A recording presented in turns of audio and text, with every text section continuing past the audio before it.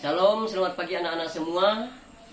Apa kabar kalian? Pak Guru berharap semua kalian dalam keadaan sehat, sehingga di pagi hari ini kita boleh belajar dengan baik, mengikuti segala proses belajar mengajar. Nah anak-anak, sebelum kita melaksanakan segala aktivitas kita di pagi hari ini, kita awali dengan doa. Namun sebelum itu kita memuliakan Tuhan yang berjudul, "Ya Tuhan, tiap jam ku memerlukanmu." Ya Tuhan, tiap jam ku memerlukanmu. Engkaulah yang memberi sejahtera penuh. Setiap jam ya Tuhan, di Kau ku perlukan. Ku datang juru selamat, berkatilah. Kita berdoa. Kami bersyukur kepadamu ya Tuhan, jika pagi hari ini kami boleh ada kuat sehat, pertanda kasih Tuhan sudah dinyatakan dalam diri kami. Dalam hidup kami, tiap detik, tiap menit, tiap jam, tiap hari, tiap minggu, tiap bulan, bahkan setiap tahun, kami memerlukan Tuhan. Oleh karena hidup kami adalah milik Tuhan. Terima kasih atas waktu yang Tuhan berikan bagi kami di saat ini. Kami hendak pakai untuk belajar, baik materi agama bahkan materi-materi yang lainnya. Mohon pimpinan Tuhan, berikan hikmat bagi kami untuk memahami setiap materi yang akan kami pelajari. Terima kasih ya Tuhan, dari awal hingga akhirnya pertemuan dengan pimpinan-Mu. Di dalam nama Yesus, kami bersyukur dan berdoa. Amin. Nah anak-anak, sebelum kita belajar di pagi hari ini, Pak Guru akan absen. Dengarkan namanya baik-baik, menjawab sesuai dengan nama yang dipanggil. Nah anak-anak, di pagi hari ini kita akan belajar. Namun sebelum Pak Guru menyampaikan materi yang akan kita pelajari di hari ini, Pak Guru ingin melihat ingatan kalian untuk materi yang sudah kita lalui minggu lalu, yang sudah kita pelajari. Minggu lalu kita sudah belajar tentang sakramen. Gereja-gereja Protestan mengakui ada 2 sakramen. Yang pertama disebut sakramen perjamuan kudus. Yang kedua disebut dengan sakramen baptisan kudus. Nah anak-anak, 2 sakramen ini, sakramen baptisan kudus dan perjamuan kudus, bukan perintah dari pendeta atau aturan gereja, melainkan itu adalah perintah Allah itu sendiri yang sudah dituliskan di dalam Alkitab. Kitab yang menunjukkan bahwa itu perintah Allah terdapat di dalam Injil Matius, pasalnya yang ke-28 ayat 19 sampai 20.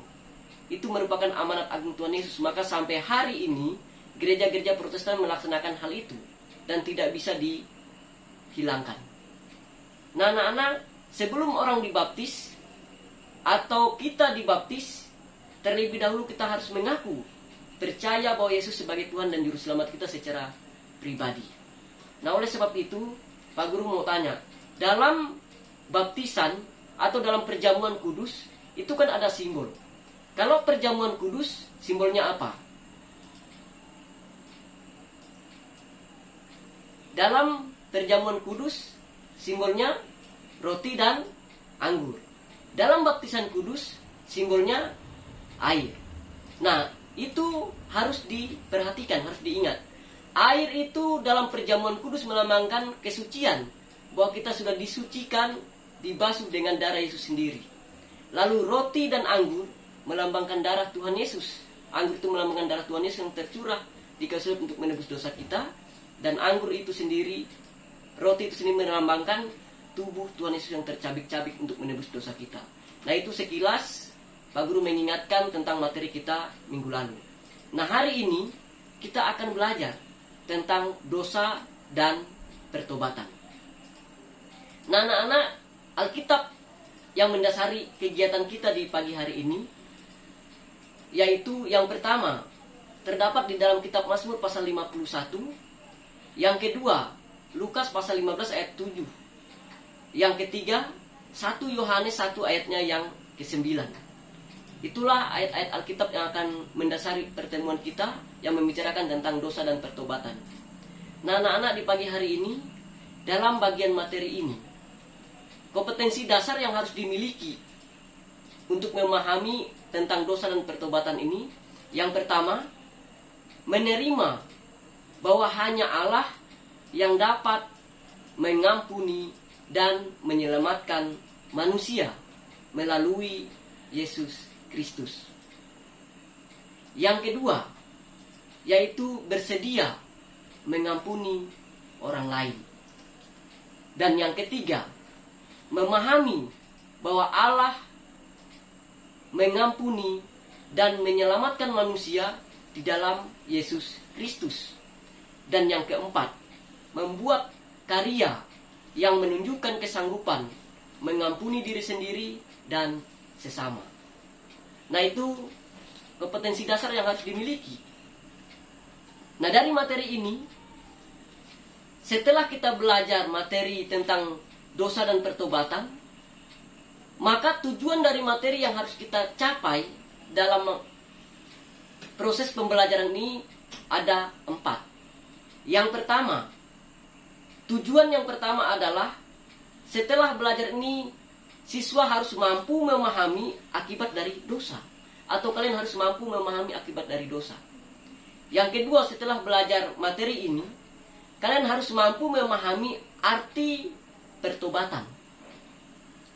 Lalu yang ketiga, mampu menunjukkan sikap bersedia untuk mengampuni orang lain. Lalu yang keempat, mampu memahami langkah-langkah pertobatan itu. Nah, anak-anak yang dikasihi, di dalam materi ini ada beberapa hal yang perlu Pak Guru sampaikan yang berkaitan dengan dosa dan pertobatan dalam materi ini. Ada beberapa kata Yunani yang menunjukkan tentang perbuatan manusia yang menunjukkan tentang dosa itu sendiri. Nah, sebelum Pak Guru menjelaskan, Pak Guru mau tanya, menurut kalian dosa itu apa? Ya, itu benar. Ketika kalian menjawab bahwa dosa itu adalah perbuatan yang melanggar hukum Tuhan, perbuatan yang memberontak kepada Tuhan, perbuatan yang melawan Tuhan, itu benar. Nah, ketika kita mengatakan dosa itu adalah pelanggaran yang memberontak kepada Allah, maka ada hal-hal yang perlu kita perhatikan. Di dalam bahasa Yunani dikatakan perbuatan yang menentangkan dosa itu yang pertama disebut dengan istilah hamartia. Hamartia itu artinya pelanggaran perbuatan salah atau dosa kepada Allah. Lalu yang kedua disebut dengan istilah adikia. Adikia itu artinya kejahatan, kelaliman, ketidakadilan. Lalu yang berikutnya, kata ini juga, kata adikia ini menggambarkan atau menunjukkan tentang kekurangan kasih karena semua pelanggaran yang bersumber dari diri manusia itu sendiri. Sehingga kata adikia ini juga merupakan suatu kuasa pribadi yang memperbudak dan menipu. Kalau kita baca di dalam Roma 5 ayat 12 dan Ibrani 3 ayat 13. Nah, selain kata adikia, ada juga kata yang menunjukkan tentang perbuatan dosa itu sendiri, yaitu disebut dengan istilah anomia. Anomia artinya kedurhakaan, pelanggaran hukum yang menentang hukum Allah. Lalu yang berikutnya, apistia. Apistia ini dalam bahasa Indonesia artinya ketidakpercayaan atau ketidaksetiaan manusia kepada Allah. Nah, anak-anak, sebelum Pak Guru menjelaskan lebih jauh, kita kembali melihat ketika manusia pertama jatuh ke dalam dosa, yaitu bermula dari manusia pertama, Adam dan Hawa. Ketika mereka ditempatkan di Taman Eden, itu Tuhan mau supaya mereka sadar bahwa manusia itu diciptakan menurut gambar dan rupa Allah, dan manusia menerima mandat dari Allah. Nah, kejatuhan manusia ke dalam dosa bermula dari Adam dan Hawa. Mereka tidak mendengarkan apa yang diperintahkan oleh Tuhan, tetapi mereka lebih mengandalkan dirinya dan lebih mendengarkan suara iblis yang menggoda mereka, sehingga mereka jatuh ke dalam dosa. Allah mengatakan semua dalam taman ini boleh dimakan buahnya, tetapi buah yang di tengah-tengah taman itu jangan dimakan, nanti kamu akan mati. Nah, anak-anak, dari bagian ini ingin menjelaskan kepada kita bahwa kejatuhan manusia ke dalam dosa mengakibatkan ada hal-hal yang perlu kita pelajari dalam materi ini. Yang pertama, ketika manusia jatuh ke dalam dosa, akibatnya yang akan dialami langsung adalah hubungan manusia dengan Allah menjadi terputus. Itu akibat dari dosa. Yang kedua, dosa mendatangkan konflik batin secara pribadi dalam diri manusia, sehingga seringkali kita merasakan diri bersalah. Kalau kita membaca di dalam kitab Kejadian pasal 3, ketika Adam dan Hawa sudah jatuh ke dalam dosa akibat tidak mendengarkan perintah Tuhan atau karena melanggar hukum Tuhan atau perintah Tuhan, mereka bersembunyi. Sampai Allah menanyakan, di manakah engkau? Bukan Allah kurang pekerjaan, tetapi bentuk kepedulian Allah kepada manusia, sehingga Allah mengatakan, di manakah engkau? Nah, bukankah kita juga sebagai anak di rumah, orang tua memperhatikan kita? Jika kita bersalah, pasti yang dilakukan oleh orang tua kepada kita adalah manusia, kita sebagai anaknya, kita diberikan peringatan. Ketika kita bersalah, pasti diberikan hukuman yang bervariasi. Sekarang Pak Guru tanya, siapa di sini yang tidak pernah dapat marah dari orang tua atau dapat cubit? Nah, pasti semua pernah merasakan, pernah dimarah oleh orang tua, pernah dicubit. Itu bukan orang tua marah atau membenci kita, tetapi karena dia sayang dan mengasihi kita. Supaya apa? Waktu kita dicubit, kita sadar bahwa salah. Lalu setelah kita dicubit, sadar itu tadi, lalu menyesal. Menyesal itu artinya tidak akan mengulangi perbuatan yang sama. Oleh sebab itu ketika kita menyesal, maka belajar ketika melakukan kesalahan langsung minta maaf kepada bapak atau mama. Supaya apa? Pada saat kita melakukan kesalahan, lalu kita minta maaf, itulah bentuk bahwa kita sadar dan menyesal dan tidak mengulangi perbuatan yang sama. Maka orang tua pasti memaafkan kita, supaya kita menjadi anak yang baik. Nah, anak-anak, lalu yang selanjutnya, akibat dari dosa yang diperbuat oleh manusia menyebabkan kematian yang akan dialami oleh manusia itu sendiri.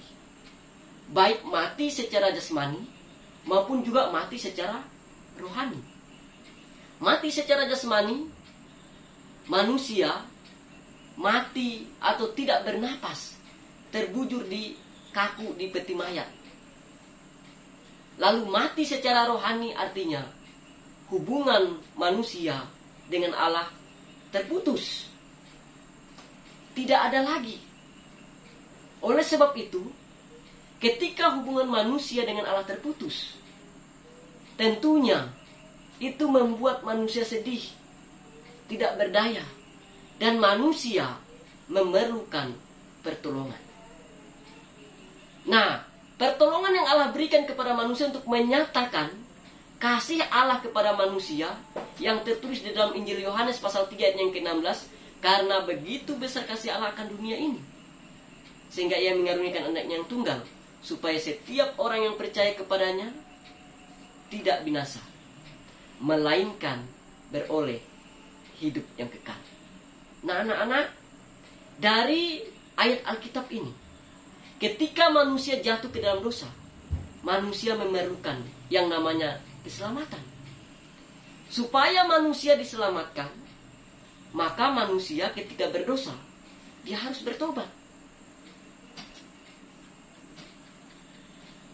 Kata bertobat dalam bahasa Yunani juga menggunakan istilah kata metanoia. Metanoia itu artinya perubahan pola pikir.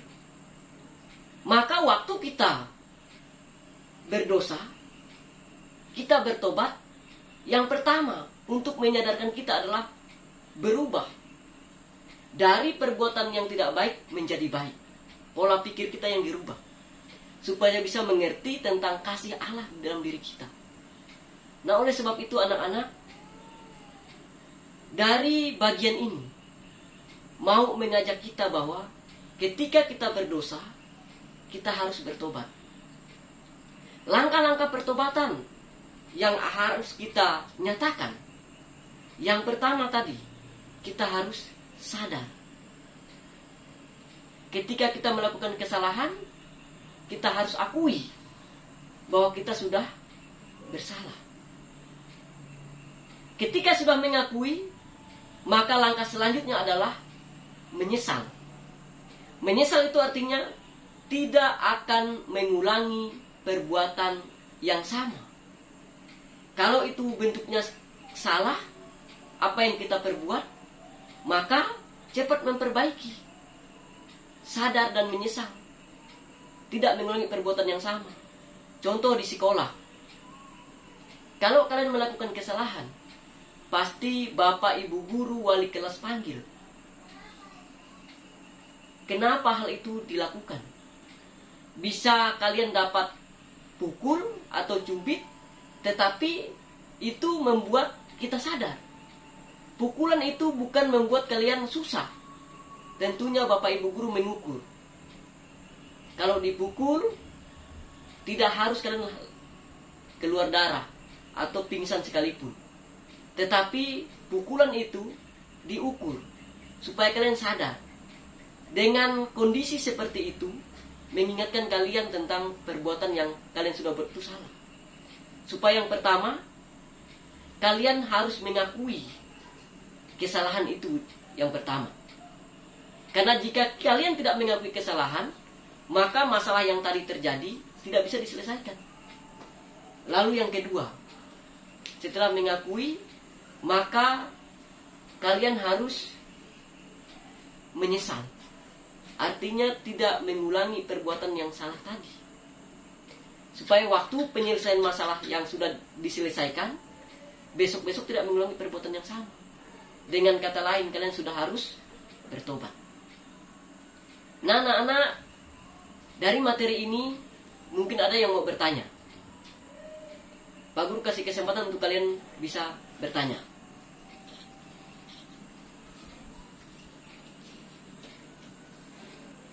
Ya, kalau tidak ada, maka dari materi ini kesimpulannya adalah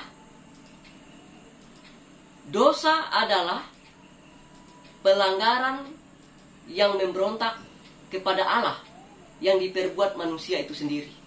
Artinya, dosa itu adalah perbuatan yang memberontak atau menentang perintah Allah. Maka waktu kita berdosa, kita harus bertobat. Bertobat itu adalah hal yang diperlukan oleh Allah di dalam diri manusia. Karena di dalam surat 1 Yohanes 1 ayatnya yang ke-9 tadi dikatakan, di situ sudah jelas, jika kita mengaku dosa kita, maka Allah itu adalah setia dan adil. Dan Dia akan mengampuni segala dosa dan kesalahan kita. Dan jika kita tidak mengaku dosa kita, Jika kita mengatakan diri kita tidak berdosa, maka kita menipu diri kita sendiri. Nah, oleh sebab itu, dengan kita bertobat, pertobatan yang sungguh-sungguh akan mendatangkan keselamatan, akan mendatangkan hidup yang kekal bagi kita. Nah, oleh sebab itu anak-anak yang sama-sama dikasihi Tuhan, dari materi ini, kegiatan kita selanjutnya setelah belajar dari materi ini adalah Pak Guru mau mengajak kita semua, atau semua kalian yang hadir pada pagi hari ini, membuat satu puisi yang berjudul tentang pertobatan. Ya, jadi puisi yang berjudul tentang pertobatan. Nanti minggu depan, sebelum kita masuk ke materi selanjutnya, kita akan lihat hasil karya atau pekerjaan yang kalian sudah buat tentang puisi yang berkaitan dengan pertobatan. Nah, minggu depan kita akan lanjutkan dengan materi bagaimana kita melihat karya Allah dalam hidup manusia. Nah, oleh sebab itu, dari materi ini, kiranya kita semua menyadari bahwa pertobatan itu begitu penting ketika kita sudah berdosa. Untuk mengakhiri pertemuan hari ini, kita berdoa. Kami bersyukur kepadamu ya Tuhan, dari awal hingga akhirnya pertemuan kami. Kiranya apa yang kami lakukan boleh memuliakan nama Tuhan. Ini doa kami, dalam nama Yesus kami bersyukur dan berdoa. Amin. Selamat pagi, salam sehat, Tuhan Yesus memberkati kita semua, dan selamat bertemu kembali pada pertemuan berikutnya. Tuhan memberkati kita semua.